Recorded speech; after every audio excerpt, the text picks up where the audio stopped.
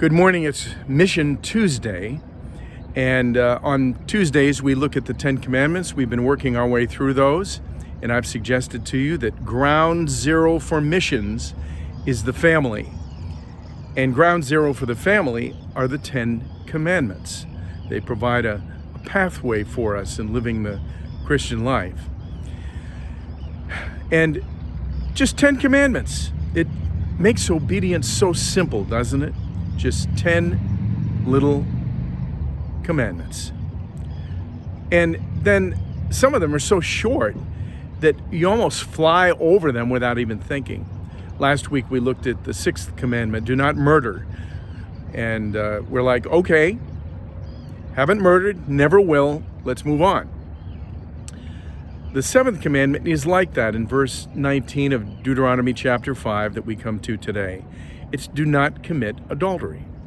Okay, never have, never will. Let's move on. I mean, Solomon had 700 wives and 300 concubines. He really broke this commandment. But I never will. Let's move on. The problem is that God, when He gave us the 10 commandments, all of them, intended for them to mean more than just the words themselves. Last week we looked at the commandment not to murder, do not murder. And we saw that that commandment is speaking not only about the act of murder, but about the attitude of murder. And likewise, when we come to verse 19, with this one today, do not commit adultery, applies to more than just the words themselves. In Matthew 23, the Lord Jesus, who always helped us to understand the full meaning of the law, Matthew chapter 23 is that chapter called the 7 Woes, where Jesus absolutely blasts the Pharisees for their misunderstanding of God's law.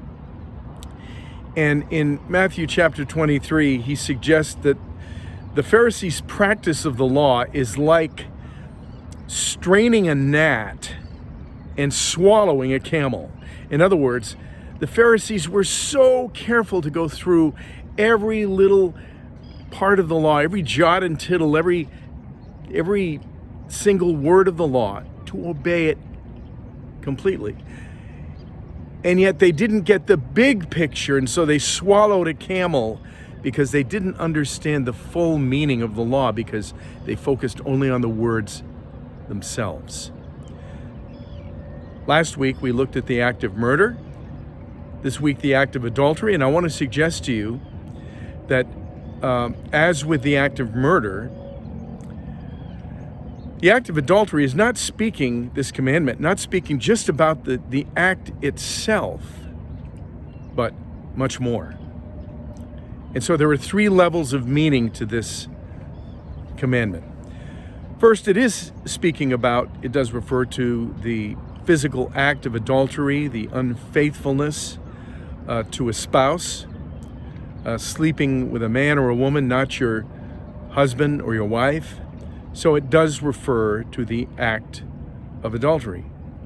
But then Jesus, in the New Testament, in that chapter where he goes through several of the commandments, saying, you have heard it said, but I say to you, he gives a fuller meaning to every one of the commandments. He talks about the act of adultery, or the commandment, do not commit adultery. And he says, you've heard it said, do not commit adultery, but I say to you, whoever looks at a woman lustfully has committed adultery already with her in his heart.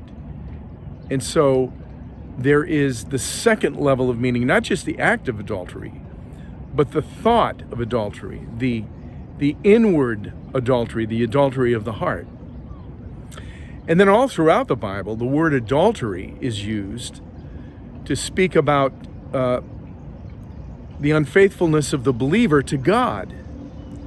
And it harkens back to the earlier commandment, you shall have no other gods before me. Well, when we worship other gods, we are committing adultery against the Lord. And that makes perfect sense when you remember that the act of marriage, or the institution of marriage, is intended to speak not just about a man and a woman coming together, but about our relationship, the relationship of the church with Christ. And so it gets bigger than just the words themselves.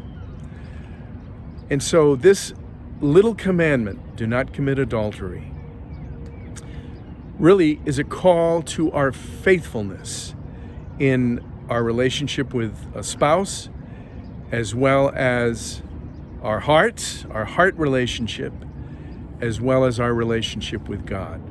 We're not to be adulterers with a spouse or with God. So, that little commandment, don't fly by, think about it. And I wanted to just add on just a note about Susan. Many of you have been asking about our sister, Susan Brindle. And she was discharged from York Hospital 3 days ago, actually, shortly after being admitted, after having a stroke. And she is now at the Northeast Regional Rehabilitation Center at Peace Tradeport in Newington. And she's settled in there. I talked with her yesterday, and she's in great spirits. She has a good sense of humor.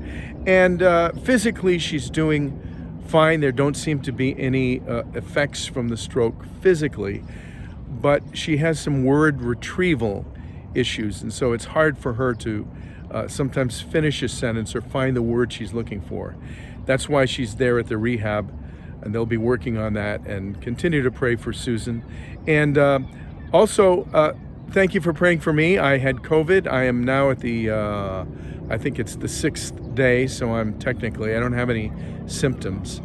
And so God sees us through all of these trials, and Susan has the same wonderful, positive spirit that she always does. So pray for her, and take that same positive spirit yourself into this day. God bless your Tuesday.